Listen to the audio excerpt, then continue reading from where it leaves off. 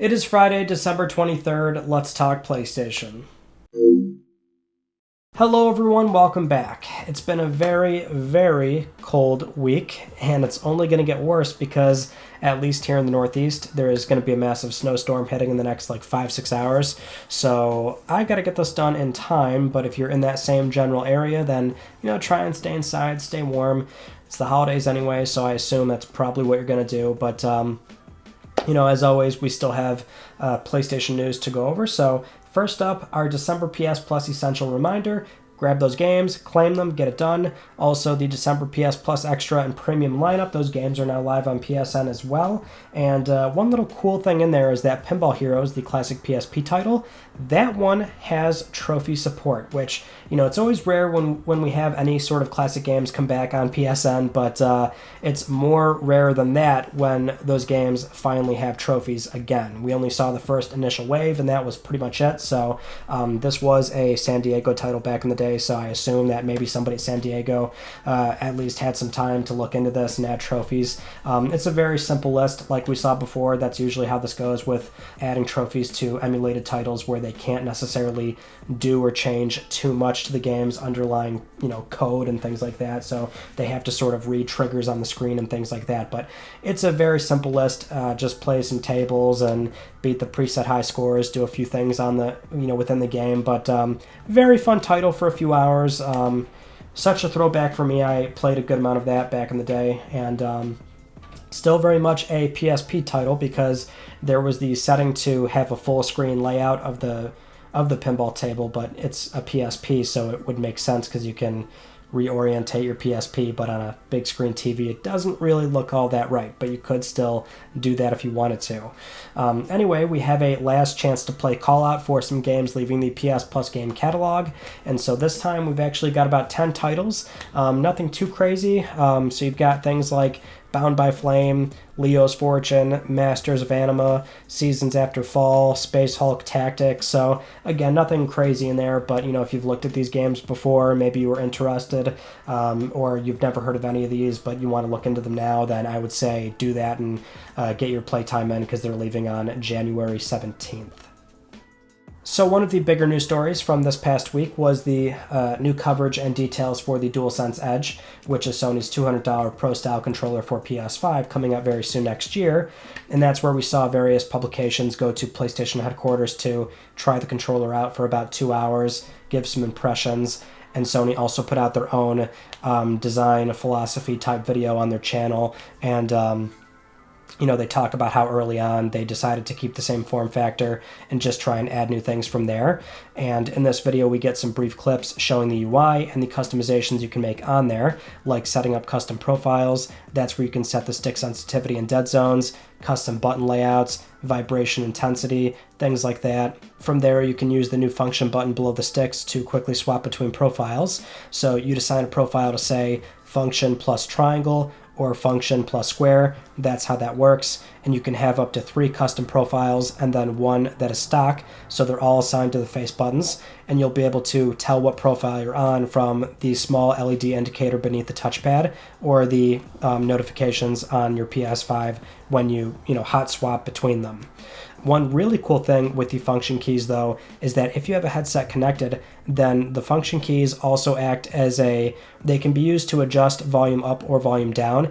Something very handy where it's right on the controller and you can easily adjust volume from there. The Verge also had some great pictures taken to showcase the tiny PlayStation buttons that are used as a textured surface. Most know that these are on regular DualSense controllers, but there's also some on the L2 and R2 buttons now for the DualSense Edge. And we also know for a fact that the inside grips are indeed rubber instead of plastic. And this might have been obvious, but still nice to have this confirmed. The DualSense Edge will dock and charge properly on the official DualSense charging station, so nothing out of the ordinary there. And as for PC games that support the regular DualSense, they will support the DualSense Edge 2 if the developer supports it with an update. So unfortunately, it sounds like this won't be some sort of retroactive thing where it works right off the bat, but in theory, developers can support the DualSense Edge like the regular DualSense. And the big hot ticket item here, though, is that battery life may be smaller. In fact, Sony hasn't provided any exact numbers, but they did give this statement to The Verge where they say, and I quote, "The DualSense Edge wireless controller's operating time is moderately shorter than the original DualSense wireless controller because we've included many more features within the same form factor and ergonomic design as the original DualSense controller. We wanted to strike a good balance between wireless operating time and delivering robust, high-performance features. Additionally, the longer USB-braided cable is also great for competitive players who prefer playing with a wired connection to avoid wireless interference. This option preserves battery life." That was definitely the one big sticking point that came out from this entire coverage is, you're getting less battery life and not more battery life for what is a pro-style controller. And it's certainly a very fair expectation that, if you buy this kind of controller, then everything across the board should be better, which it seems like generally it is, right? At least based on what we're hearing and what we know of. I mean, clearly it's going to be better in terms of, having the typical pro-style controller things like being able to adjust your throw time from L2 and R2, changing out the stick caps, the rubber grips, at least for the DualSense Edge. It's also very cool that you can swap out the entire stick assembly. So, something where it kind of gives you that peace of mind and something where you can hold on to the controller long term because you can swap out those sticks if you have a problem.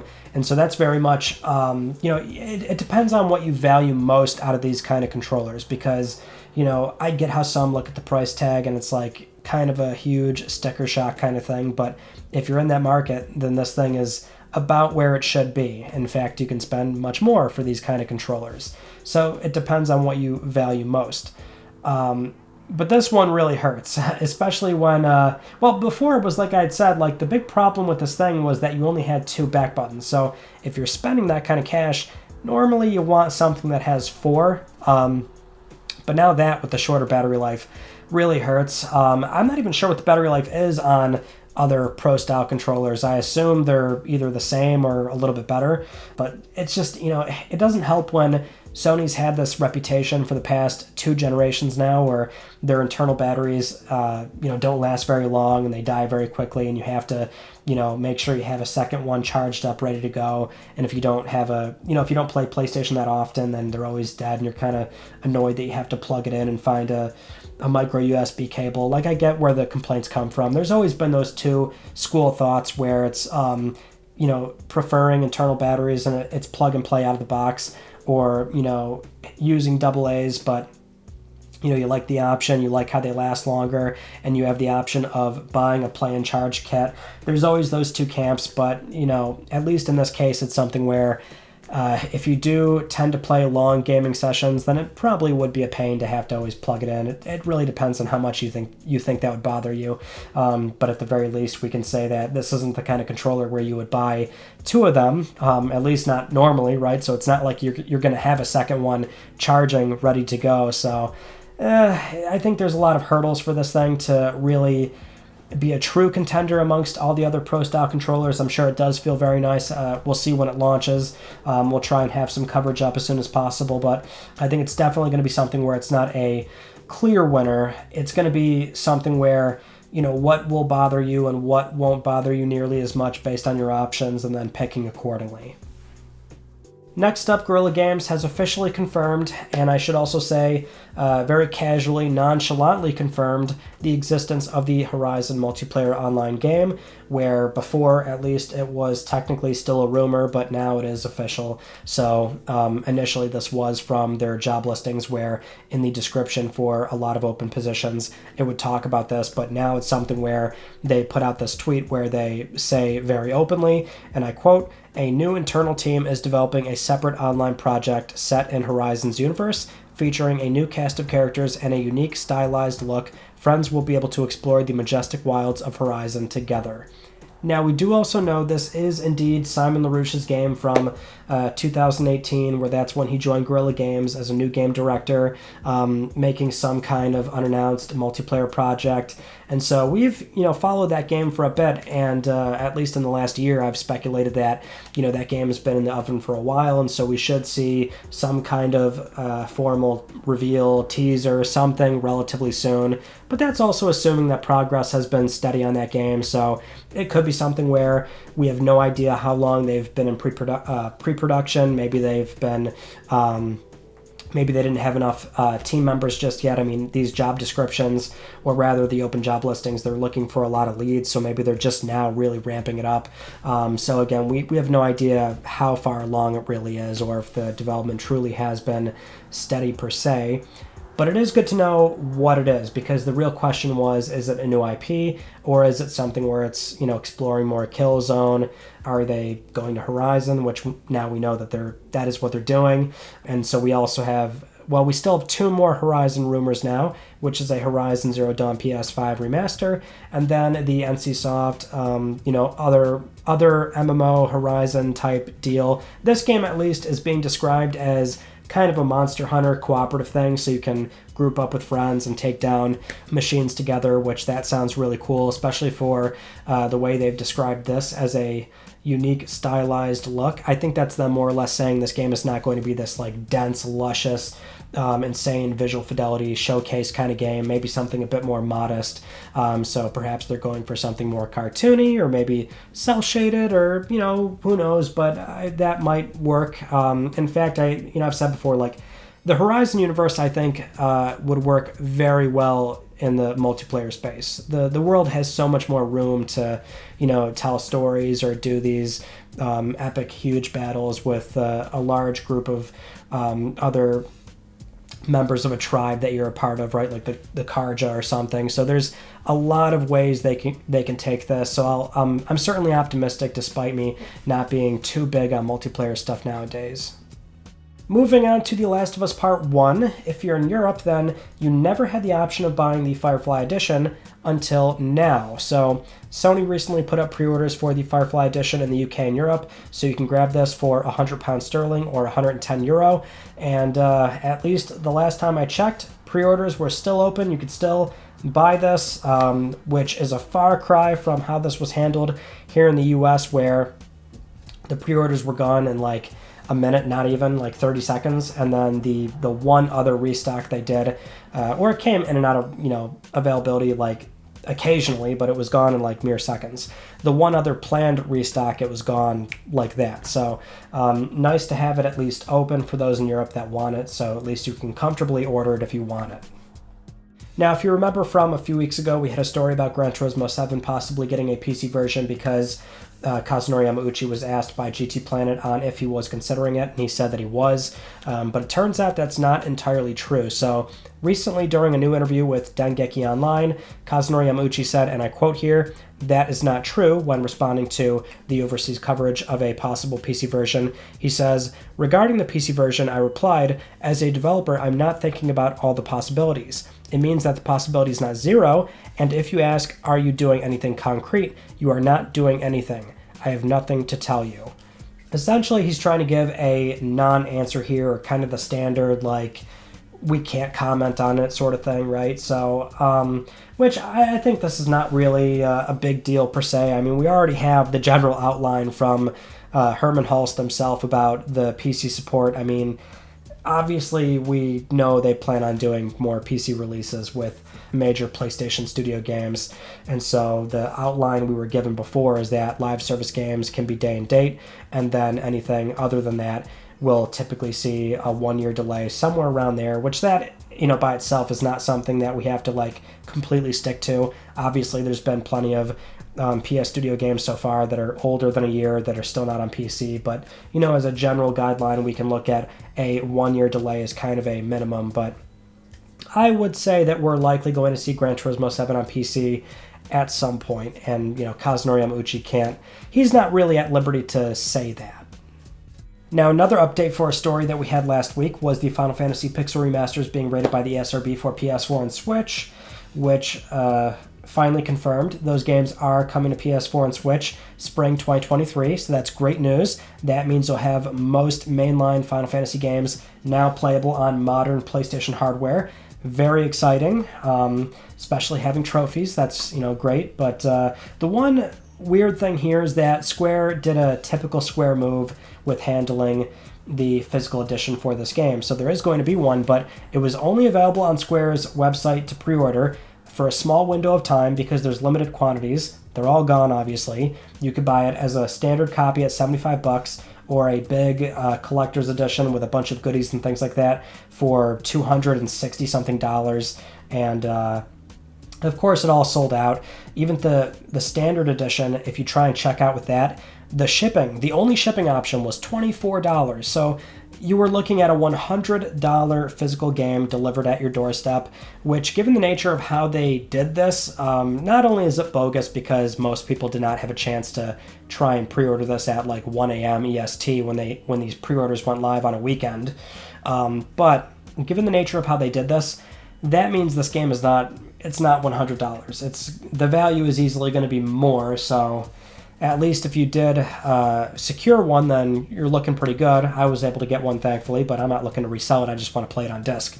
But that's assuming that they don't print more, which I hope they do, but we know Square, and we know they like to do really weird things, and a $75 physical game, it sounds weird, but on Steam, if you buy the whole bundle where they're lumped together, that is also $75 on PC, right? So the first two games are $10, then the rest are $15. So if you buy them as a bundle at $75, that is a savings.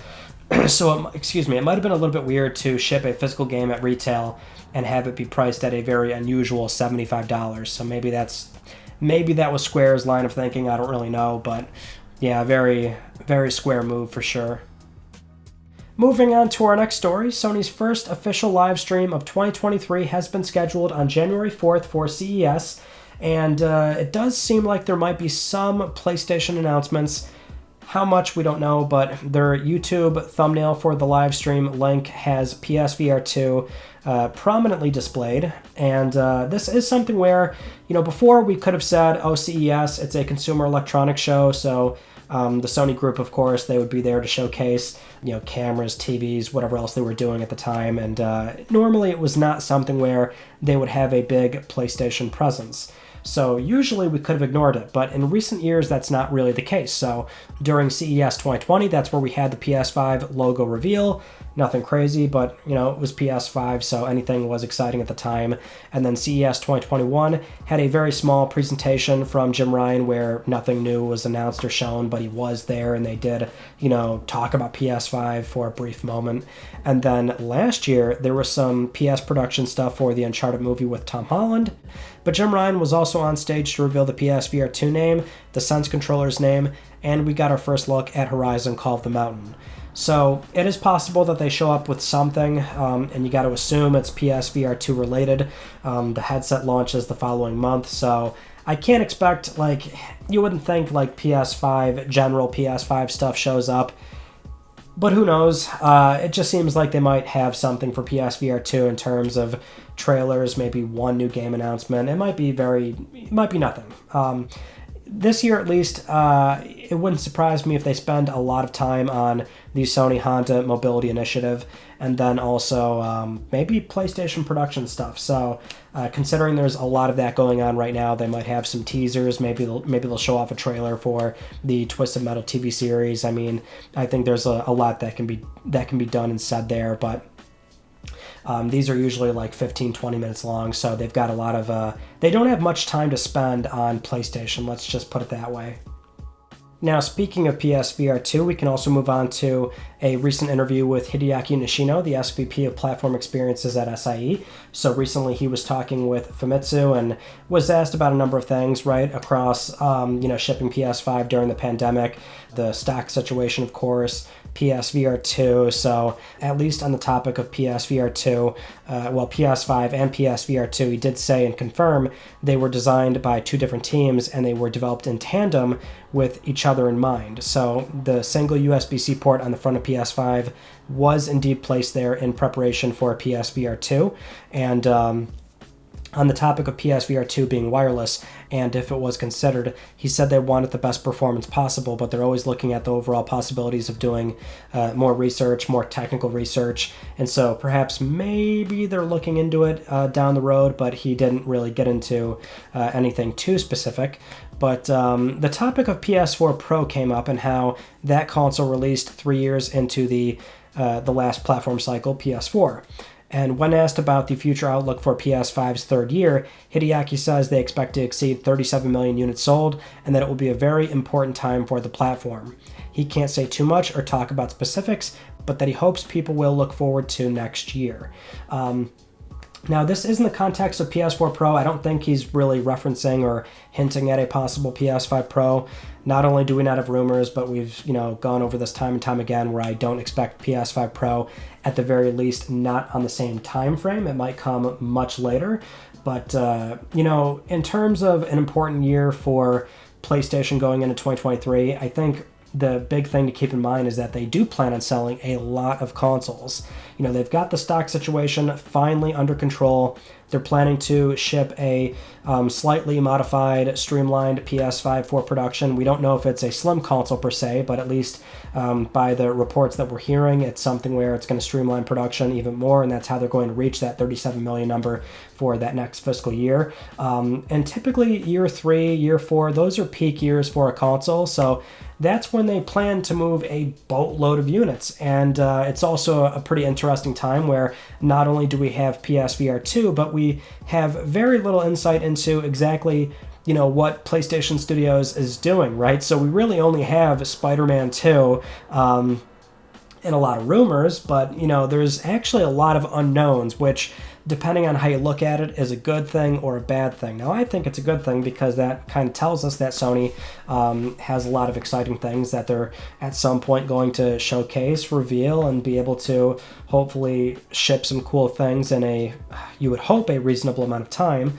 But it's just something where that has definitely been the one thing that we've seen the past 2 years, is that we had a really strong first 2 years with PS5. They announced a boatload of games. They're all out now. They've all been received well. But, what does the outlook for year 3, 4, and 5 look like? Now, Sony's not really doing the trend nowadays of announcing a game 3, 4 years out. And you can certainly nitpick and find little examples here and there, or kind of, situations where they might confirm a project in a nonchalant way, like the Horizon multiplayer game, right? So, we're looking at factions relatively soon, I would hope. But the point I'm trying to get across here is that there's a lot of unknowns, and I think that is sort of a good thing, and that it's not like they don't have a bunch of teams working on very exciting things. And so for what is a very important peak year for the console, where they plan on selling a lot of units, you better hope they have something to really deliver on all those consoles that are going to be sold, or at least for consumers that are looking for a reason to buy a PS5 in that time frame. Now, going back to PSVR 2, I know a lot were curious about this, and I certainly was as well, but we finally have a confirmed PSVR 2 physical game, because thus far we have not seen one just yet. But we finally have one. It's The Walking Dead Saints and Sinners Retribution, and this is where we can see the box art, where we at least have a good idea of what the PSVR 2 requirement notice on the box art is going to look like. Nothing, flashy or really too exciting, but at least we have evidence of a physical game coming. I don't think Sony was going to have some sort of hard, not requirement per se, but rather a hard block of you can't, print these games on disc. I don't see why they would have a problem with that, but at least, 2 months before launch, we have not seen any go up for pre-order. And at least looking at the first 20 PSVR 2 launch games, you can kind of see why most of them probably would not have a disc release, but I was certainly hoping for one with Call of the Mountain, and the only evidence we have there is that there's listings on PlayAsia, but you can't really take their listing at heart, so we'll see what happens. I hope I can buy Horizon Call of the Mountain on disc, and but it does seem like, at least for third parties, it's not like Sony saying you can't ship these games on disc. If the game is big enough, then that's what they're allowed to do that, and this is what the box art looks like.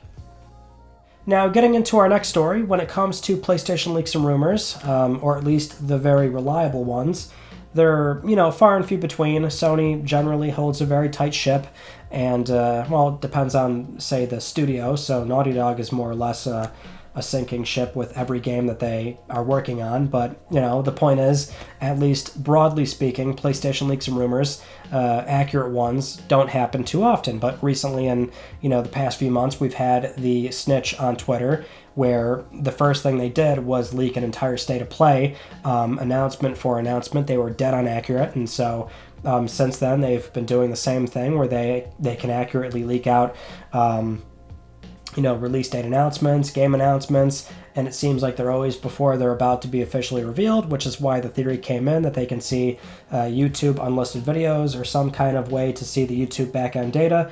And the point is, recently they confirmed they are retiring from the leaking game. They're done.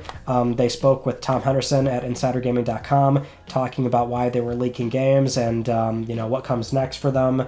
And also Tom brought up that theory about how they were leaking games. And their response to that was, it's a fun theory. More or less, it was the only theory that made the most sense, but I digress. It seems like based on how they got this info, I'm going to take a shot in the dark and say the reason why they're retiring is because there's a hard stop on how they got that info. So either they got a new job, got fired, maybe they played a little too fast and loose with how they were operating, and maybe there's more heat on them. I don't know, but it seems like there was probably a hard cutoff on how they got the info. So if they can't get it anymore, then nothing you can do. So at least when it comes to more, upcoming PlayStation announcements, trailers, release dates, again, based on how they were doing this, it seems like we can't look at the Insider anymore. Maybe they'll come back, but I don't know. It seems like they are probably done for now. Moving on to some PlayStation Productions news. Of course, recently we learned about the God of War TV series ordered by Amazon Prime. And, recently during an interview with Collider, the Amazon Studios head of television, Vernon Sanders, was asked about the upcoming God of War series and what was so appealing about it. And their answer was, and I quote, "At the center of it all is the story of fathers and sons and families set against this giant epic landscape. So what Rafe and Mark and Hawk have come up with for the first season and for the series, I think, is both incredibly true to the source material and also compelling on its own. If you never played the game, you will fall in love with the show and feel very much invited in, so we think it's going to be huge." Now, I'll say again what my problem mainly is. Not even so much Amazon, which I can see where, there's some concerns there that, Amazon's doing it, and we've seen how they've handled these things before. Not even so much that. It's just, I want a movie. Make it a movie, make it 2 hours long, make it 2.5 hours long, I don't care, but, throw a ton of money at it, make sure this thing is just an epic, crazy CGI fest, ton of battles. Like, I'm not that worried about, say, the narrative part of it. Of course, do it well, right? Don't biff that up completely, but it's always games that often have a hard time telling their story and intertwining that with gameplay. So if you can, nail the story, that's great, but I want the sort of epicness that God of War is known for with the gnarly, gory battles. Like, it's just, you got to kind of play into that. I feel like it's not God of War if you don't play into that to some degree. And I feel like the TV show could do that, but I hold reservations when it is a TV show, because then they have to really use that budget a bit more mindfully, and you might have episodes that aren't going to have stuff like that. You might have the whole series kind of not play into the action nearly as much because of, say, budget constraints. So that's my worry, but we'll see. Stay true to source material. I mean, I certainly hope so, but it does seem clear that they are doing strictly Norse mythology from the get-go, which really, in terms of narrative, I think that is the best decision here. Now, the really big talking point from this past week was from Craig Mazin, working on the Last of Us HBO TV series, where recently, when speaking with Empire, he described The Last of Us as having one of the best stories, or really the best story ever told in a video game, where he says, and I quote, "It's an open and shut case. This is the greatest story that has ever been told in video games." He describes the general synopsis of the cordyceps virus in America laid to waste, and a story that focuses on a surrogate father and daughter, and how Joel and Ellie were the key to the success of the game. And he says, and I quote, "They were just people, and that in and of itself is remarkably rare in games. The fact that they kept it so grounded and really made you feel I'd never experienced anything like it, and I've been playing video games since 1977. So the problem with that statement is that, headlines were made, websites, went with this as a story, and at least on Twitter it was, shared left and right, a lot of retweets, quote retweets, talking about how that is ridiculous and it's such a mid-story or this, that, and the other. Like, obviously, it created a lot of that kind of conversation. And the thing is, I don't think you could have placed any game in that, like, replace The Last of Us with something else and have that same quote where it's an open and shut case. And, it doesn't matter what it is. That usually sparks a lot of, like, debate, not even debate, like it just gets people fired up because sometimes it can be like a really big thing and maybe there is going to be some agreement, but generally I find that no matter how good something is, if you try and label it as just all time great no matter what, you can't beat it, open and shut, don't even argue with me, that is like opening up the floor for a lot of arguments. So it kind of sucks that like The Last of Us was used here because like then it's just like a bunch of Last of Us slander left and right about how it's like not good or not that good of a story.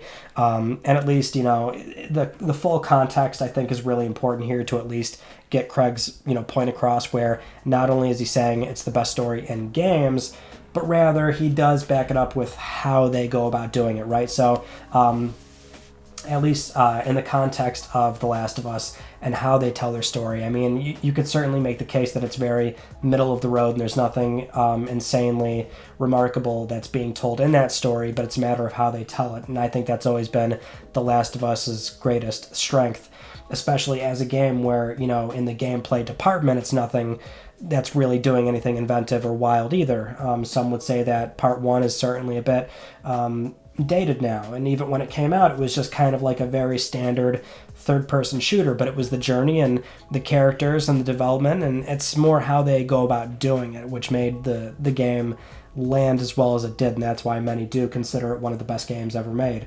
For me personally, this is why I always say one of the best. I refrain and I seldom ever like to sort of declare something as the best, just for reasons like this. And it's not like I want to ignore the conversation or I don't want to engage in, a debate about things like that. It's always fun, but, it tends to like get to an area that no longer becomes fun. So I just kind of like to consider some of the best things in this upper echelon, and at least for The Last of Us and its story, I would put it in that category.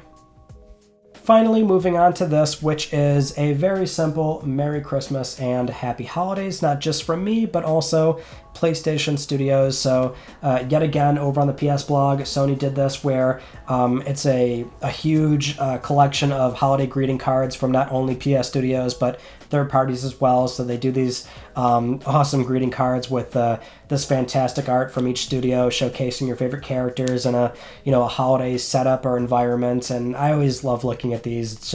It's so fun. They always do them for either other other game launches where they'll congratulate other studios, and sometimes they'll make something where there's like cool crossover art, but also something like this where it's just a simple celebration of the holidays and the new year. You can even see Blue Point being a little cheeky by having a present that's not open just yet, so the other ones are their previous games, but it seems like we might find out what Blue Point is doing maybe next year, who knows, but always like seeing that.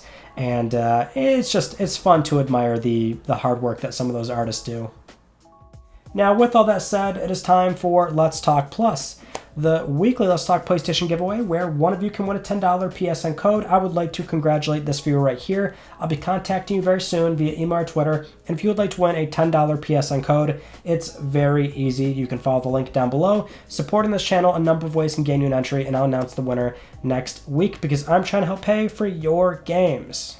Those are all the stories from this past week, and our Tuesday video was looking at PS5 tips and tricks, over 50 PS5 tips and tricks.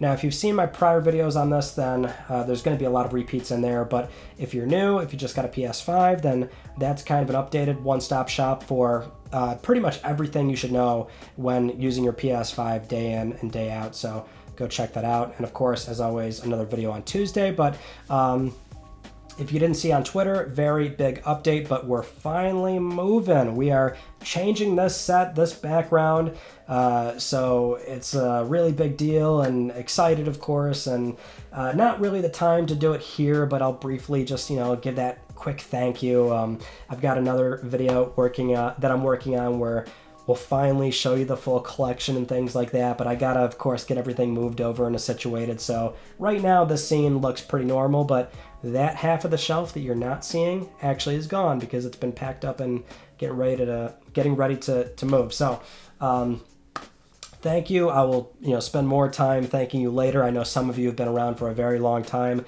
even longer than this location, because like 8-9 years ago, I had another place where, camera quality bad, just starting YouTube, didn't sound the way I do now and things like that, right? A lot younger. But, things change and we get better over time. And so I appreciate you all for being here and allowing me to live this life.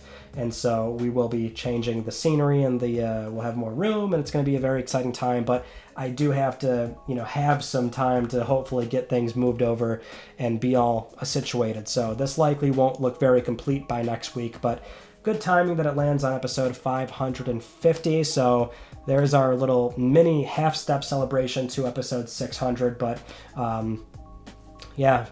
things will be looking a little bit different next week. So that concludes this week's episode of Let's Talk PlayStation. I'm Ryan Benecki. Thank you all so much for talking with me, and I will see you all next Friday.